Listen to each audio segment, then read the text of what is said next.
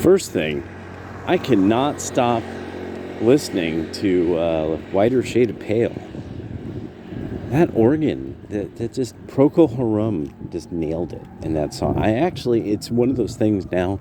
I know I've heard other songs by them, but it's like that thing of like, do I really want to like venture into, more songs, and like have, and just hear something that I'm like, oh, okay, oh yeah, that's pretty good, but not be into it, you know what I'm saying? And like, then I'm like, oh, okay, now I'm over it, I shouldn't think like that, but I should really become more appreciative of the wide array of music that I have available to me, because I have a supercomputer in my hand. Again, one of these things I find amazing that like still baffles people. You have a connection to all human knowledge in your pocket. You're paying about $2 a day every month. So, one of the things I was thinking, I was watching Adam post early this morning. Apparently within the last 48 hours, art has died. I'm thinking that if we were to really know the inside baseball, I am absolutely betting Cabrutus that motherfucker's name is in the mouths of very wealthy people. And these people were putting VC money into these AAA gaming studios. And a phone call went out. Somebody, some group, some holdings group or something. They were hearing all this stuff. They're like, wait, okay, so these consultancy groups do what, and this, that, and the other. And so I'm betting, like, because of this complicated relationship of ESG to then financing and such, like, that one, there was already the issue of putting off projects that we were already seeing. We were seeing deadlines. It started to become very normal that deadlines were being extended. One of the most exemplary of this at the moment would be GTA 6. That now GTA 6 is possibly going to be pushed back to 2026 for its release. So things like that it was showing there's trouble in that industry that is beyond anybody's control, and it's trying to do something new. Then do you have the talent for it? But then of course Cabrutus and other people find, this effort that DARPA was going through, I'm adding this part, the effort that DARPA was going through to try to cultivate these quote-unquote educational games, which that's a word, I figured all this out because that was said by one of these consultant groups in some lecture, or some, like the kind of thing where they have a few people all sitting around, all agreeing with each other on stage. And so it was one of those kind of talks, but educational gaming came up. And I was like, okay, I'm thinking like that one game, with Aperture Corporation, not Holes, not Warp. It was like you have a gun that will open up a portal. Portal? I think it was Portal, right? Portal 2? And yeah. Like a game like that, that's brilliant. Candy Crush, the Tetris, and now the various iterations of Tetris. There's all kinds of games like that are these independent usually games, indie games that but these big things with big stories that seem to come from an era that really seem to have its period of time. It's the first 3 albums. These teams came out with the 1, 2, and 3, and if it kept lasting, if it comes back, it comes back. But now we're seeing that these are really bad sequels. Everything is a bad sequel. Everything is kind of a bad take on something that's already been done very, very well. So it seems that it's because what's fascinating though is something like Samurai Zero or Door Kickers or these little tiny indie games that are actually ingeniously mirthful and really have a lot of the kind of funniness of something from a long time ago, but also that they are challenging. And now so many of these games focus on you playing with other people to accomplish the goal, either online or on your own machine, that it's just really good. I mean, it's just, it's social. There's a cheekiness to especially like Door Kickers was one that I thought was particularly good in that it had a cheekiness to it. It had, and for those of you who remember the game, it had a reminiscence to the game Narc, which was a very cheeky kind of game, the way that it was set up, and ultra violent and everything, which it should come back. Narc should come back. That was hilarious. There's a variety of these indie games. They're smaller and they're brilliant. They're just brilliant. I mean, I play EVE Online. That's only so many, 25,000 players, a night, but every night, constantly. It usually doesn't drop below like 15,000, online all at the same time. But so a bunch of studios are firing people. Microsoft is too.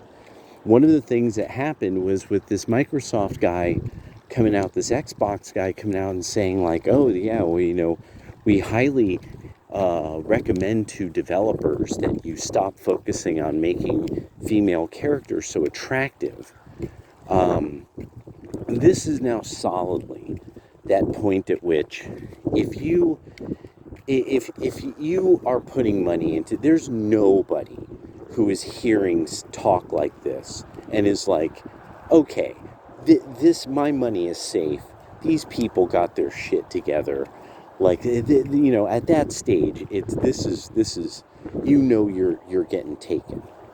At that stage, you're like, no, these people are something funny is going on here. Somebody's going to have to explain this to me. And I'm thinking that then also the ESG thing, one of the key things about this is nobody's really talking about the sort of mega victory going on about DEI and ESG, specifically DEI. Because of a SCOTUS decision about that got into it, almost no state can do it anymore. They know that they're facing like gigantic lawsuits based on discrimination, that they're overtly discriminating based on race. And they're trying to figure out ways around this as much as humanly possible. So for some reason, the effort is to have lots of black people within visual sight of white liberals, or something. Because it doesn't seem to be directed at Asians. Which I got to get back to that one. We need outreach to the Latino men and Asian men. Democrats were saying that. So more and more, there's now, because of various, the lawyers are smelling the money, and so now the lawyers are going after almost every state in every state in the union. Their DEI programs and anything the state has put its money into is now getting crushed. So that's just how that's going to go. Everybody's now, as quickly as possible, getting rid of those kind of departments, because then also it starts to become this thing of, stockholders that are going to be like, wait. Okay, so you're hiring people based on what again? And so at some point it becomes the fiduciary responsibility issue, and so there's fundamentally there's this DI and ESG is having a lot of trouble because of certain fundamental legal concepts that it violates. When if you have a completely privately held firm, like a Ramco or something like that, you could do what the fuck you like. But when you have something, almost any company in the United States, you can't really do whatever the fuck you like, because most likely there's investors, and you have a fiduciary responsibility then to those investors. So that's why I'm thinking suddenly I'm thinking a phone call went out, and it was like, no, this is, you're not getting this. No, we can't raise that. And then rolling over debt from the past in some way for a past project, and that they're looking at, okay, so we were thinking that we'd be paying this much back. This was our estimation. But because most of us are Democrats and liberals, we thought there was going to everything. We had this really weird set of ideas about how bad things might get with interest rates. And now we're fucked. Now we're looking at 7 to 9% on the interest rate. So this is now the thing that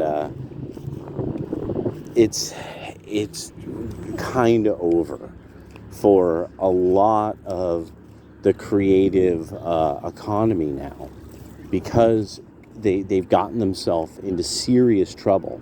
Not only with that, there's okay, if you have money put into that, why don't you just put your money into something you know is going to make money back?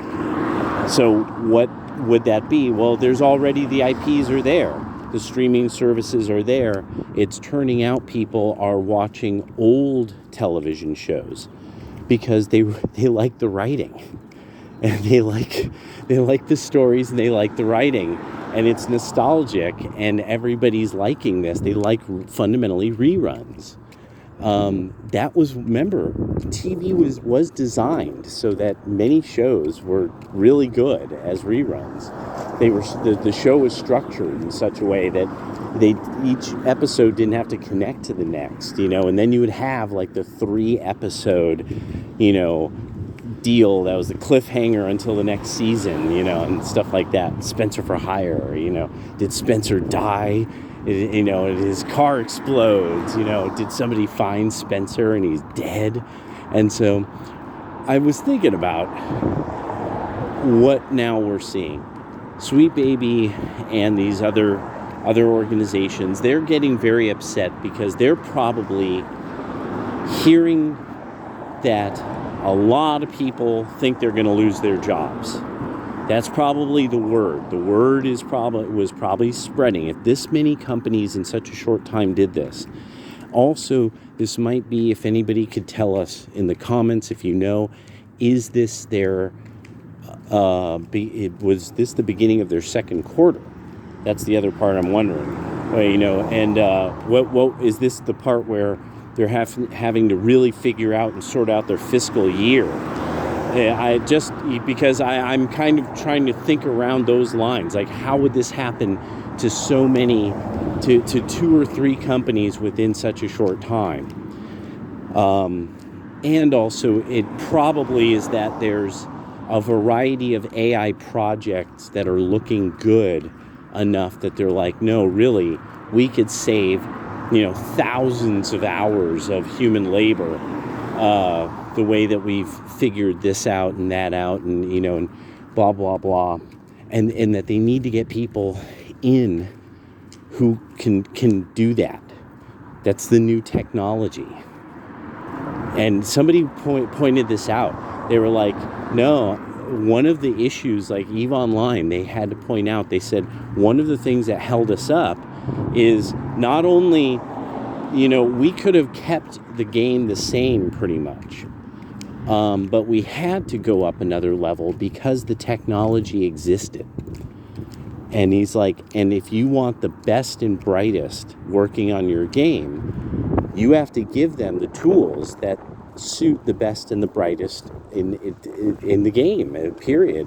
And that's the outlay that, as an employer, you make. And I was, and of course, because it's the guys who do EVE Online, because it's like Ingard or whatever his name is, he's, Scandinavian, so he's, got like, 122 IQ or something like that. they like levitate over the ice or something, that's extract resources with the power of Bjork. So he was mapping that out. So what you're looking at then is the thing that's making everybody laugh is that all of these supposedly feminist gamers that have gained fame, now black girl gamers, and you look at the dating simulator, these were really bad looking. They didn't look good. They didn't play well. They didn't look good. Zoe's game, that wasn't even a game. And so now there's supposedly these people who are doing all this, giving all this advice, but they're not doing anything that important. They're not changing anything, but actually they're quintessential to the understanding of the characters, or the characters that are built up. And so it finally has, everyone's figured out okay, no, you guys are totally hustling everybody in the business. They have to hire these consultation companies, and these consultation companies are full of people not only burning the money, but sinking the studios. And if you're looking at it's just cold business that you're okay, if these people are going to come out with the next Amazeballs game, and I'm going to have residuals coming off of that trademark or whatever for a while, however they've arranged the remuneration of the investors, and say if it's VC, then one of the things about this is that at some stage it becomes okay, let me see how the field is doing overall. Oh, these two companies just came out with these legacy titles, did it their way, and they're totally out of business. And so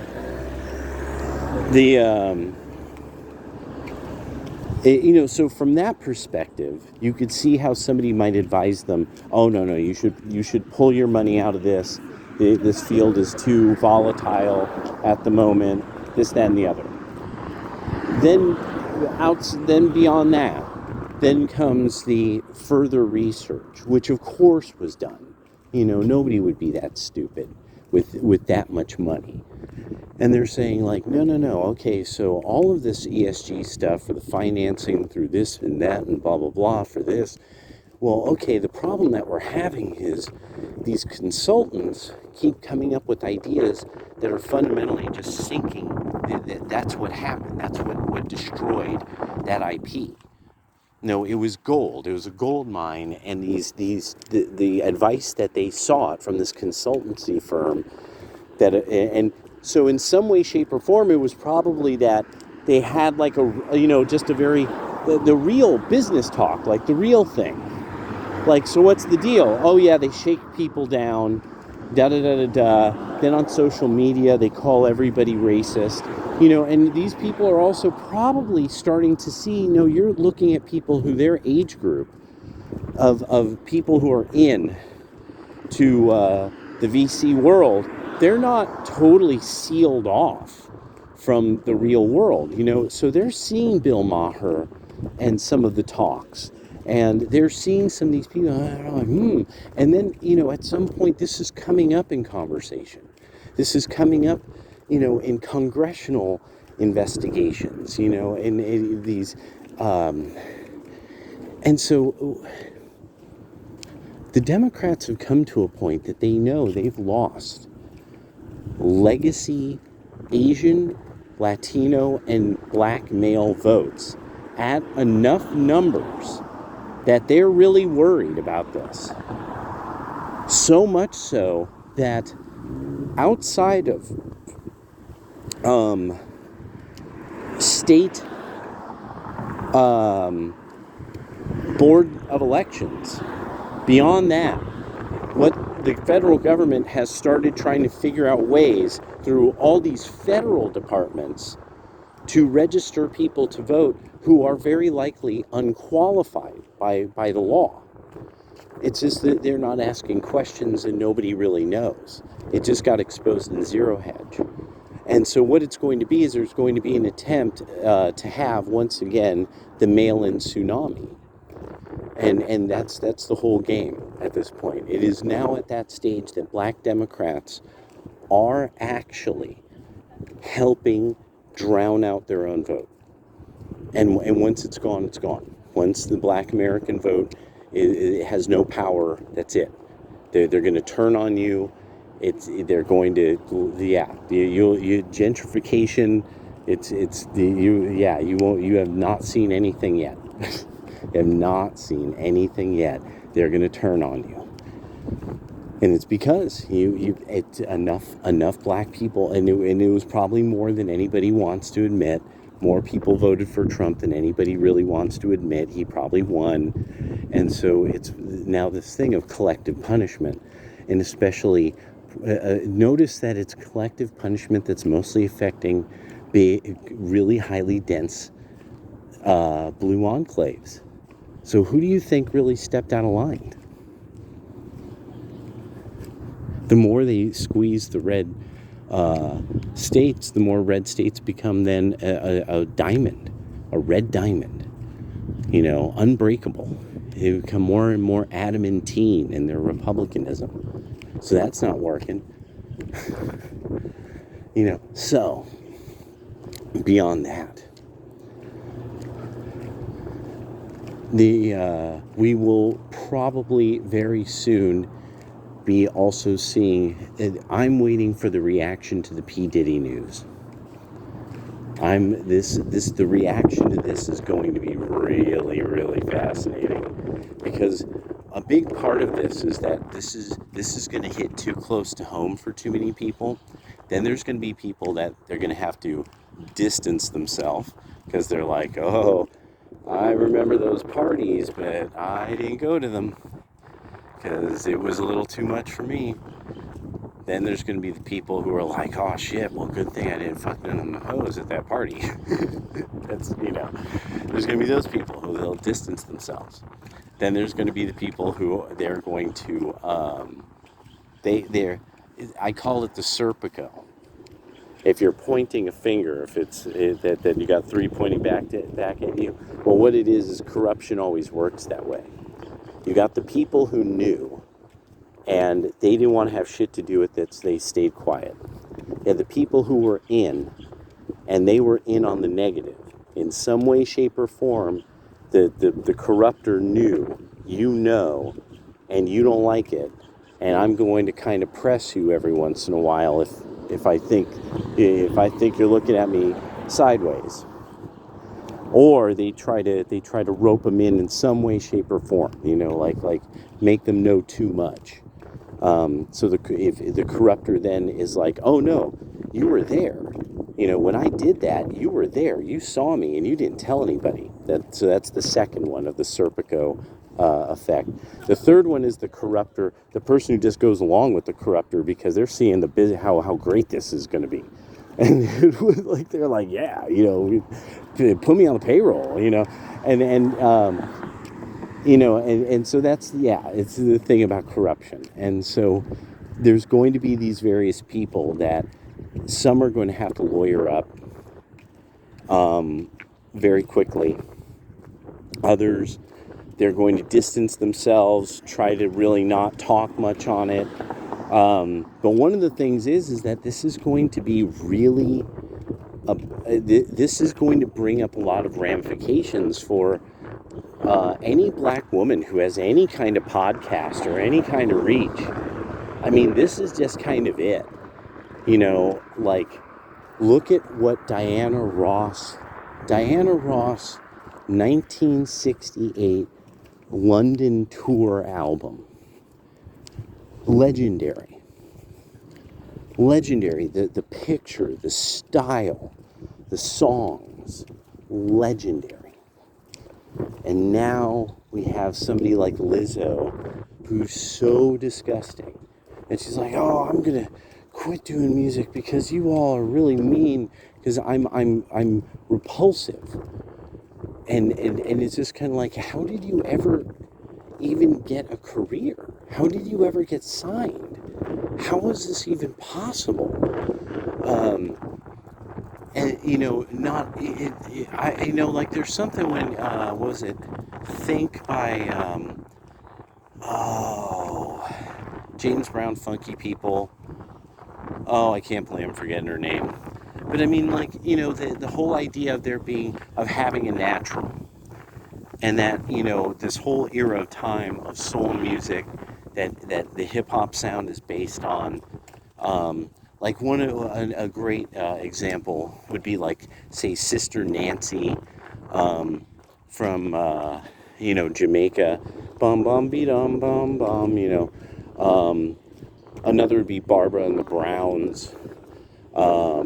And then when you're looking back at like the early Trojan records, like the early like queens from of Trojan records, Studio One records, a lot of them would have naturals, and that it was totally acceptable to have a natural in those days. And now, like the biggest acts, like these women would have naturals. But now, the idea that you have nothing less than like a mane of somebody else's hair, and that to the point that it's clownish looking, eyelashes that are clownish looking. So you don't even know what the woman really actually looks like as well. And so, yeah, I just, that this idea of, there's this weird concept of like, oh, in Diana Ross's days, they made her do this and look this way and this, and it was like, people dressed like her.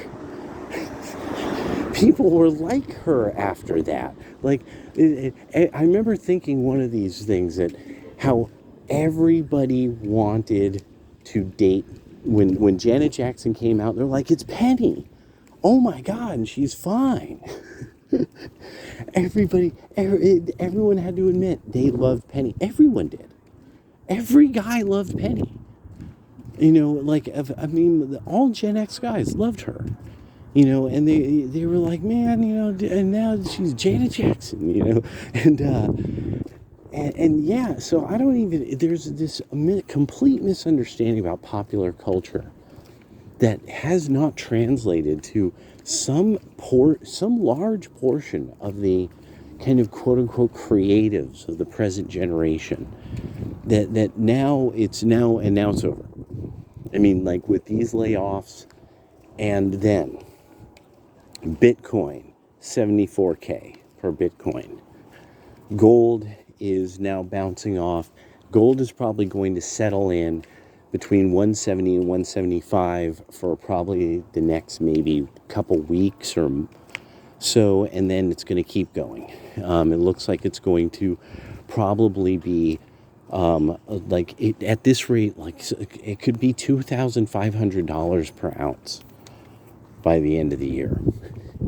So there's no more faking the funk. The American dollar is starting to lose its value, so it's paying back the debt with interest. That's now becoming everybody's problem, and they're going to shed costs, and it's going to be tough. It's going to be really tough on a lot of people. Later.